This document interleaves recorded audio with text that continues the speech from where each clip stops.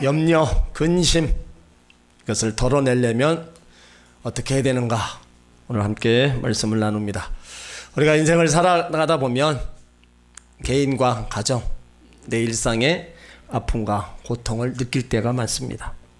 우리를 둘러싼 상황들이 어려워져만 갈 때가 많이 있어요.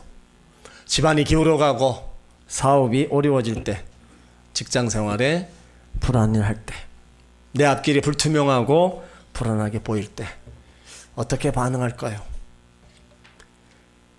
흔히 볼 수 있는 것이 제일 많이 하는 게 원망입니다. 불평이에요. 그리고 책임을 다른 사람에게 전가시킨다는 거예요. 다 이렇게 된 것이 다른 사람 탓이라고 생각하고 그 사람을 비난하고 공격합니다. 어떤 사람은 문제를 덮어버리고 아무 일도 없는 것처럼 문제를 부인해버리고 또 이렇게 살기도 해요. 그런데 그 삶에는 계속되는 불안과 공포가 더해가는 겁니다. 또 어떤 사람은 문제로부터 도피하려고 해요. 수면제를 먹어보기도 하고 술에 몸을 맡기기도 합니다. 근데 이런 것들은 우리 가운데 전혀 도움이 되지 않아요. 내 몸만 망가지고 더 아픔만 가중될 수밖에 없습니다. 성도들도 이 땅에 살면서 어쩔 수 없는 어려움에 부딪히게 됩니다. 그때 우리가 달려 들어가서 안길 바로 품이 있다는 겁니다. 인생에서 가장 감당기 어려움을 만났을 때 달려갈 품이 있고 모든 것을 털어놓을 수 있는 품이 있다는 사람들은 참 행복한 사람들입니다. 그래서 우리 크리스천들의 진정한 행복이라면 전능하신 하나님, 나의 모든 것을 알고 계신 하나님, 달려갈 때마다 거절하지 아니하시고 언제나 품어주시는 자비로우신 하나님의 품이 있다는 겁니다. 어린아이가 아플 때 어머니 품에 안기는 것처럼 그 속에서 안식을 얻고 위로받는 것처럼 우리 그리스도인들에겐 하나님 품이 있기 때문에 우리는 그 속에서 위로받고 우리는 힘을 얻게 될 줄 믿습니다.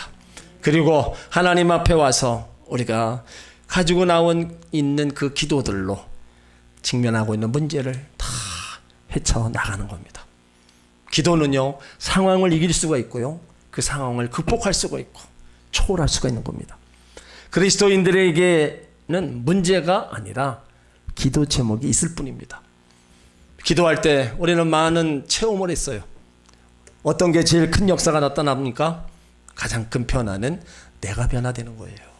기도는 내가 잘못된 것을 깨닫고 나의 부족함과 연약함을 알게 해줍니다. 하나님 앞에 불순종했던 나를 발견하게 해서 회개를 하게 만드는 거예요. 그래서 우리 그리스도인들에게 가장 위대한 축복은 회개입니다. 회개는 하나님 앞에 자신을 세워주고 하나님을 만나게 해주는 거예요. 회개는 하나님과 나 사이에 그 막힌 죄악의 담을 다 헐어주고 하늘문을 열어주는 겁니다. 또 우리 자녀들이 속을 썩이고 기도하다 보면 내 자신이 하나님 앞에 얼마나 속 썩인 자녀였던가를 우리가 또 알게 돼요. 남편과 아내를 위해 기도하다 보면 신랑 되신 주님 앞에 자신이 얼마나 순결하지 못한 신부였던가를 또 깨닫게 됩니다. 사업의 어려움을 놓고 기도하다가 하나님의 도움이 없으면 아무것도 안 된다는 자신의 부족함을 또 깨닫게 해주세요. 그래서 기도는 우리가 해결할 수 없는 문제를 하나님 앞에 전가시키는 거예요. 하나님 손에 맡기는 겁니다. 인생의 최대 위기는 하나님이 역사하실 기회로 만드는 거예요. 인간의 힘으로 아무것도 할 수 없는 바로 그 순간 전능하신 하나님의 손이 나를 향해 역사하실 수 있도록 만들어주는 겁니다. 그래서 문제 속에 하나님이 간섭하시도록 문을 여는 것이 기도라는 겁니다. 여러분 분명히 기억하시길 바랍니다. 여러분들이 기도의 손을 모으면요, 하나님은 복 주시기 위하여 큰 손을 펼치십니다. 그 큰 손을 펼치셔서 여러분들에게 이전에 알 수 없었던 크고 비밀한 것을 보여주심을 믿으시길 바랍니다. 그래서 기도는 환경을 변화시키고 문제를 변화시키는 거예요. 물이 깊은 게 문제가 아니라 수용할 수 없는 게 문제입니다. 어려움을 당하는 게 문제가 아니라 어려움을 풀 수 없는 실력의 문제예요. 그러니까 기도는 문제를 해결하고 풀고 이길 수 있는 힘을 주신다는 겁니다. 고아의 아버지, 기도의 능력자로 알려진 조지 물러, 그는 이런 말을 합니다. 나는 하나님께서 내가 기도할 때마다 쉽게 응답해 주지 않는 것을 감사한다. 왜냐하면 금방 응답하셨으면 내가 기도를 쉬었을 텐데 하나님께서 내게 응답해 주시지 않으셨기 때문에 나는 기도하고 기도했으며 또 매달려고 매달렸다. 나는 기도를 통하여 기도하는 성품을 얻게 되었고 기도를 들으시는 하나님의 사랑을 깨닫게 되었고 너무나도 쉽게 푸는 하나님의 능력을 발견하게 되었다. 우리도 기도할 때마다 빨리 응답해 주시지 않기 때문에 매일 기도하는 거예요. 또 매달리고 또 매달리는 겁니다. 그러다 보면은 하나님의 사랑을 깨닫게 되고요. 쉽게 문제를 푸는 하나님의 능력을 발견하게 되는 거예요. 오늘 예수님도 그것을 우리 가운데 이제 알려주시는 거예요. 너무나 고통 속에 아픔 속에 신음하고 앉아있는 그런 사랑하는 제자들을 보면서 이제 그러지 말라고, 거기에서 일어서서 나를 찾아라, 무엇이든지 구해봐라, 우리 가운데 당부하고 있는 겁니다. 오늘 말씀은 그날이라는 말로 시작돼요. 이 그날이 언제인가 알기 전에 이 말씀하시는 배경이 있어요. 바로 이 날은 언제인가? 바로 그때는 예수님께서 십자가를 목전에 두시고 제자들 앞에서 고별 설교하는 시간입니다. 제자들은 예수님의 마지막 모습일지라도 모르는 것을 통해서 심정이 답답합니다. 그 슬픔을 가를 수는 없어요. 사랑하는 스승을 죽음의 자리로 내어주면서 막을 길이 없는 자신의 나약함들, 무능함을 한스럽기만 한 거예요. 모든 것을 예수님께 믿고 걸고 따라다녔는데 모든 기대가 처참하게 무너지고 허탈감이 엄습해 옵니다. 예수님이 떠나고 난 그 다음에 어떤 핍박의 세력이 몰라올지 커다란 공포감이 제자들을 괴롭히고 있는 거예요. 바로 이때 들려주신 말씀이 요한복음 14장부터 16장까지입니다. 제자들을 향한 예수님의 고백 설교, 거기에 위로와 약속의 말씀들이 있어요. 근심에 사로잡힌 제자들을 향해서 나는 너희 곁을 떠나지만 너희가 기도할 때 내가 함께 할 것이다. 비록 너희들 곁을 떠날지라도 내 이름으로 무엇이든지 구하라. 내가 즉시 시행하리라. 그리스도인들은 슬픔의 날에도 기도할 수 있어야 되고 기쁨의 날에도 기도할 수 있어야 된다. 고난의 순간에도 기도할 수 있어야 되고 영광의 자리에서도 기도해야 된다는 예수님의 당부 말씀입니다. 너희가 기도하면 내가 이루겠다. 왜 불안하게 하느냐? 너희는 기도의 능력과 기적을 너희에게 가져다 줄 텐데 왜 낙심하고 허탈이 하느냐? 무엇이든지 원하는 대로 구하라. 여기 슬픔에 빠져있는 제자들을 위로하시며 지금 설교하고 계시는 거예요. 지금 예수님의 그 외침은 바로 저와 여러분을 향한 외침이기도 한 겁니다. 구원받은 성도라고 날마다 웃고만 살 수 있는 것이 아닙니다. 어찌 보면 상처투성이의 삶을 살아가고 있어요.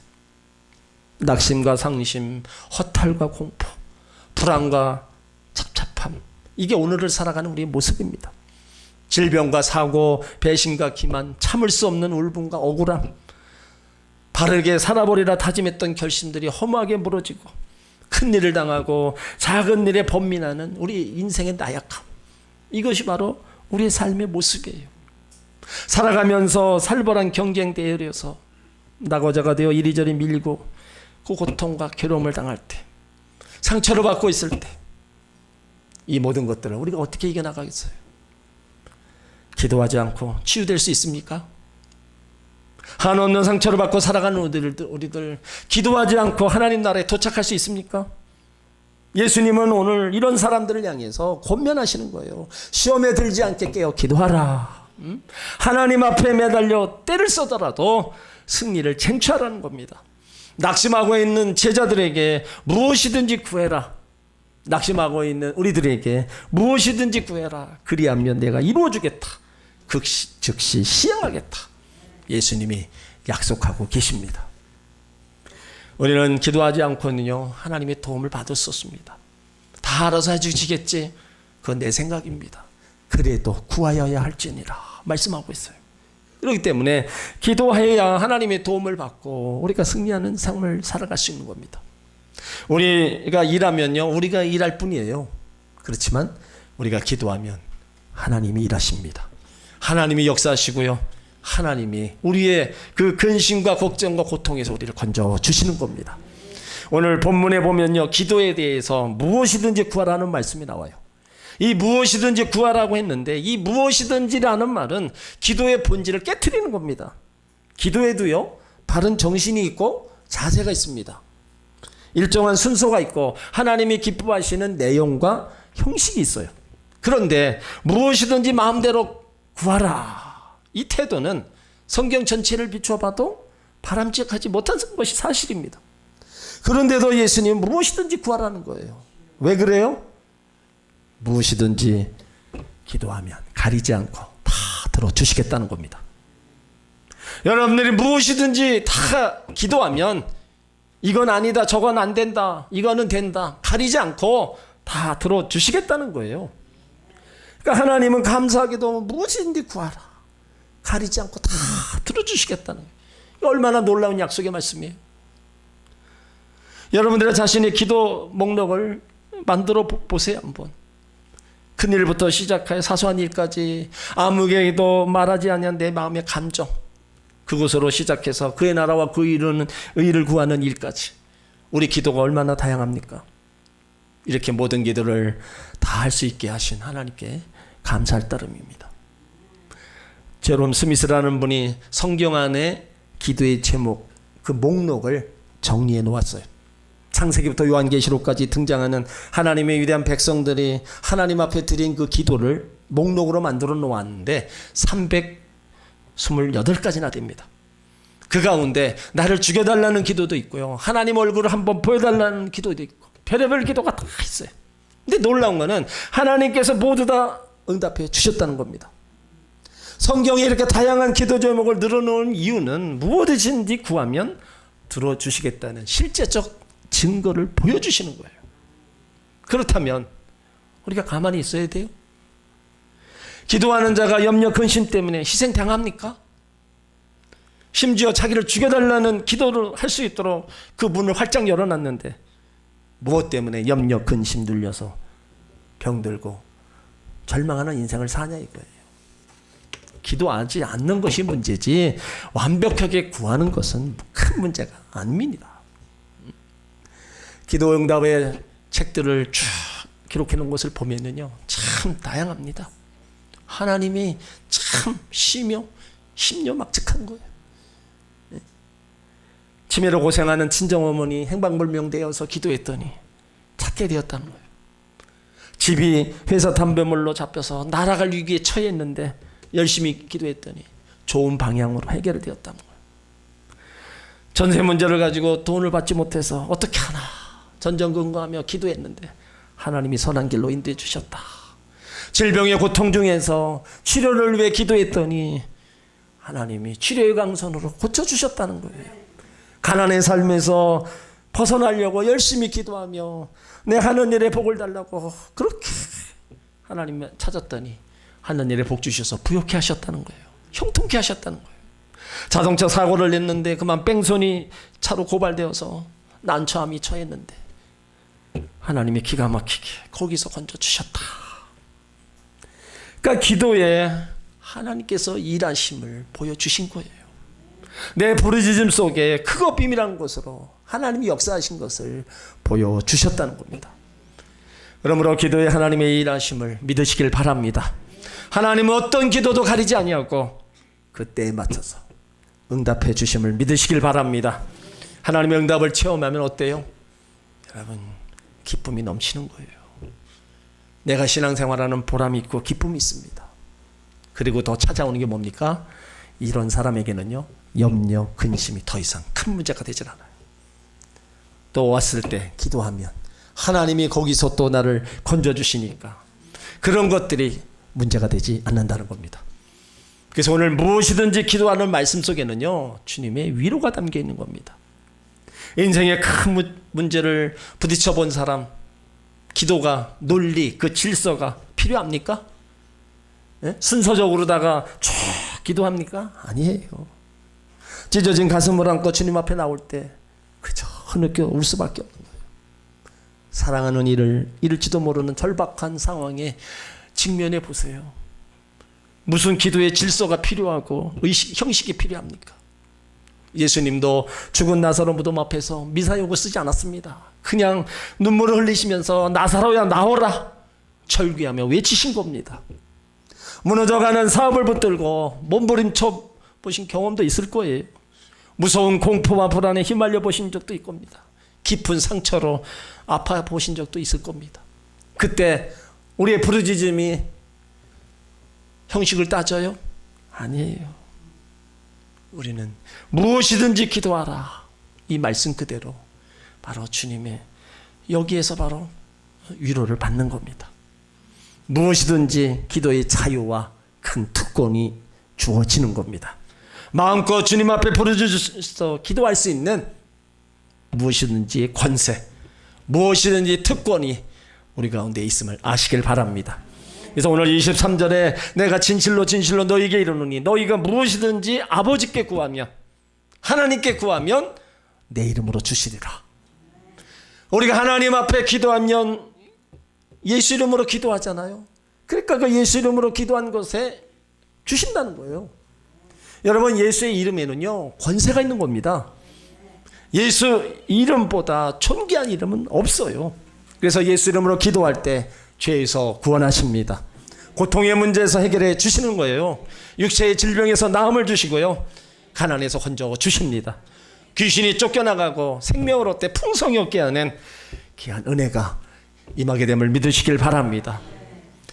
현실의 필요는요 지금 끝이 없어요.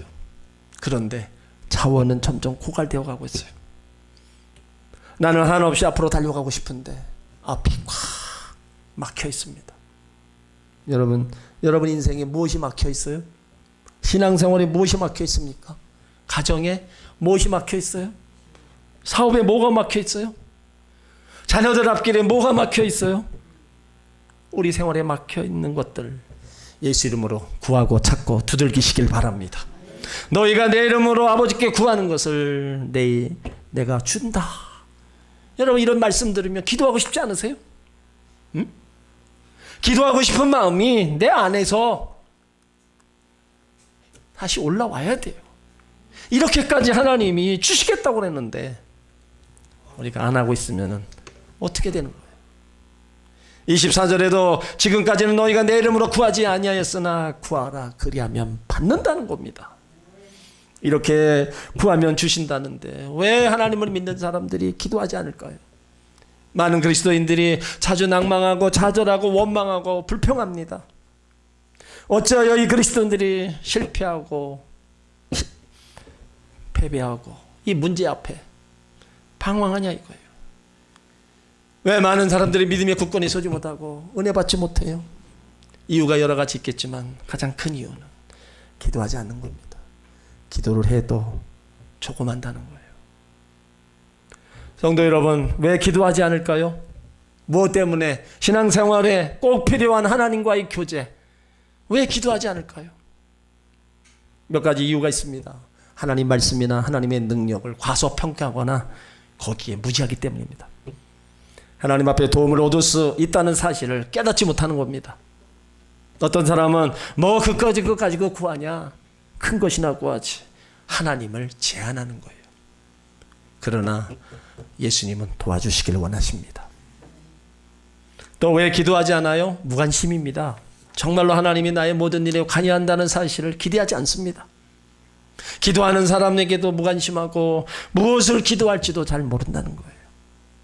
또 왜 기도하지 않아요? 게으름과 무책임입니다.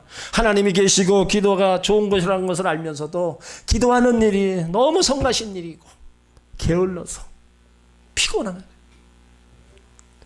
그러다 보니까 아예 제껴놓는 거예요. 가끔씩 기도의 필요성을 깨닫긴 하지만 저건 또 내 문제가 아니다, 남의 문제다, 내 일이 아니라고 생각합니다. 부모가 또 친구 구원받든 말든 나와 상관없는 일이다, 사랑 없는 마음, 무책임한 마음입니다. 또 왜 기도하지 않아요? 성급함과 의심과 불신 때문입니다. 기도해 보지만 응답이 너무 오래 걸려요. 응답이 없으면 그러면 그렇지, 응답이 있을 리가 있나, 그 조급함, 인내심을 기다리지 못한다는 거예요. 그리고 이런 것도 주실까 불신하는 마음, 의심하는 마음, 여러 가지 이유로다가 우리가 기도 생활을 게을리하고 있다는 겁니다. 기도는요, 자신의 약함, 부족함을 아는 사람만이 하는 거예요. 나는 하나님 없이도 살 수 있다. 나는 능력이 있다. 나는 물질이 있고 나는 실력이 있다. 여러분, 이런 사람은 절대 기도하지 않습니다. 성경에는 기도란 단어가 300개 이상 나옵니다. 왜 이렇게 많이 나와요? 생사화복을 주장하신 하나님께서 우리에게 주고 싶은 것이 너무 많아서 그래요. 사랑하는 자를 위해서 예비해 놓으신 것이 너무 많아서 그것을 기도를 통해서 찾아가기를 원하시기 때문에 많이 기록해 놨어요. 그래서 오늘 예수님도 십자가에 못 박히시 전날에 요한복음 14장부터 16장까지 7번이나 무엇이든지 구하라. 그럼 너에게 주겠다는 거예요. 계속 약속의 말씀을 우리 가운데 주셨습니다. 이렇게 예수님이 기도하셨다면 우리들도 어떻게 해요? 기도하는 사람이 되는 거 당연합니다. 기도를요, 일로 생각하면 안 됩니다. 예수님처럼 하나님께 교제 시간으로 여겨야 돼요. 그래서 우리가 경험하고 고백해야 될 말이 뭐예요? 나에게 있어서 기도보다 더 즐거운 시간이 없습니다. 내 기도하는 시간이 가장 즐겁고 행복합니다. 이런 고백이 여러분에게도 있기를 바랍니다. 그 무엇보다도 기도를 통해서 그 맛을 또 얻어야 돼요. 사랑하는 성도 여러분, 지금요, 참 여러분, 우리 나라 보세요. 얼마나 혼란합니까? 나라가 어려울 때마다 믿음의 백성들이 계속 기도해 왔어요. 그때마다 하나님은 그 택한 백성의 부르짖음을 들으시고 그 땅을 고치시고 회복시켜 주셨습니다. 그걸 우리 역사 속에 우린 그걸 보았어요. 근데 지금도 정말 너무 어려운 때예요. 경제가 무너져 갑니다. 코로나가 또 재확산돼서 다시 또 예전으로 돌아갈 수도 있어요. 이런 고통의 시간, 아픔의 시간, 저 북한과의 적대적 관계, 정치하는 분들 하나하나 상황을 보면 어디에나 안정된 곳이 없어요. 이때 하나님의 자녀들이 여러분 나라를 위해서 기도해야 돼요. 여러분 나라가 불안해 보세요. 나라가 모두 하는 일이 잘 안 돼 보세요. 그게 다 국민 개개인에게 다 영향을 끼치는 겁니다. 나라가 부흥하고 나라가 평안하면 백성들도 평안한 거예요. 그걸 우리가 알고 하나님의 자녀들이라도 나라를 위해서 기도해야 된다는 겁니다. 그래서 사무엘 선지자가 기도 쉬는 죄를 범하지 말라는 거예요. 미스바에 모여서 그는 나라를 위해서 기도하는 그 선지자였습니다. 우리들도 마찬가지입니다. 기도 쉬는 죄를 범해서는 안 됩니다. 이것도 죄라 그랬어요. 기도 안 하는 것도 죄라고 말씀하고 있어요. 그렇다면 우리 나라를 위해서 기도하고 여러분 내 개인의 어려움을 위해서도 기도해야 돼요. 그냥 될 대로 되라. 여러분 그거는요 정말로 우리가 해서는 안 될 말입니다. 하나님 자녀에게는 하나님이 계십니다. 우리 가운데 역사하신 하나님이 계십니다. 그 하나님은 우리 가운데 부르짖어 기도하라고 그랬어요. 그러면 내가 내게 응답하겠다. 내가 알지 못하는 크고 비밀한 일을 내가 보이겠다. 우리 가운데 약속의 말씀을 주셨다는 겁니다. 그러므로 우리는 상황이 좋든 나쁘든 시간이 있든 없든 기도하는 것을 멈춰서는 안 된다는 겁니다. 우리가 쉬지 않고 항상 하나님 앞에 기도하는 것이 하나님의 뜻이라고 그랬어요. 쉬지 말고 기도하라는 게 뭐 잠도 자지 말고 밥도 먹지 말고 계속 무릎 꿇고 기도하라는 게 아닙니다. 어떤 상황이든 간에 하나님을 의지하고 기도하는 것을 포기하지 말라는 거예요. 좋으신 하나님을 끝까지 신뢰하고 끝까지 우리가 포기하지 않고 하나님 앞에 기도하면 하나님이 오래 참으시지 않고 그곳에 역사하심을 보여준다는 겁니다. 누가복음 18장 7절에 하물며 하나님께서 그 밤낮 부르짖는 택하신 자들의 원한을 풀어주지 않겠느냐, 그들에게 오래 참으시겠느냐. 우리가 기도하고 부르짖을 때 하나님의 응답이 있음을 믿으시길 바랍니다. 그 기도할 때 응답의 약속의 말씀을 우리 가운데 주셨어요. 예레미야 29장 12절에 너희가 내게 부르짖으며 내게 와서 기도하면 내가 너희 기도를 들으실 것이다. 하나님이 우리의 기도를 들으시면 그 기도는 하나님이 역사하시는 겁니다. 그러므로 우리 가운데 여러 가지 염려되는 일 많잖아요. 나라의 염려들, 자식에 대한 염려들, 내가 하는 일의 염려들, 이 모든 것들을 다 모아서 우리가 주님 앞에 감사함으로 기도해야 된다는 거예요. 빌립보서 4장 6절에 아무것도 염려하지 말고 모든 일에 기도와 간구로 너희 구할 것을 감사함으로 하나님께 아뢰라. 그리하면 모든 지각에 뛰어난 하나님의 평강이 그리스도 예수 안에서 너희 마음의 생각을 지키리라. 염려할 시간에, 걱정할 시간에 주님께 부르짖어 기도하시길 바랍니다. 기도에는 반드시 하나님의 응답이 있음을 믿으시길 바랍니다. 시편 34편 6절에 이 공고한 자가 부르짖으며 여호와께서 들으시고 그의 모든 환난에서 구원하셨도다. 하나님께서 부르짖는 자의 기도를 들으시고 그 모든 문제로부터 구원하여 주신다는 거예요. 우리는 약속의 말씀이 있기 때문에 우리는 하나님을 찾고 또 계속 찾아야 되는 거예요. 기도의 사람, 기도의 선지자로 부른 바운주 목사님 이렇게 얘기합니다. 기도는 모든 해악을 치료하는 치료제이다. 순전한 기도는 모든 악한 것을 교정하며 모든 질병을 치유하며 아무리 비참하고 처참하고 두렵고 절망적인 상황이라도 능히 완화시킨다. 하나님께서는 어려운 것이 없다.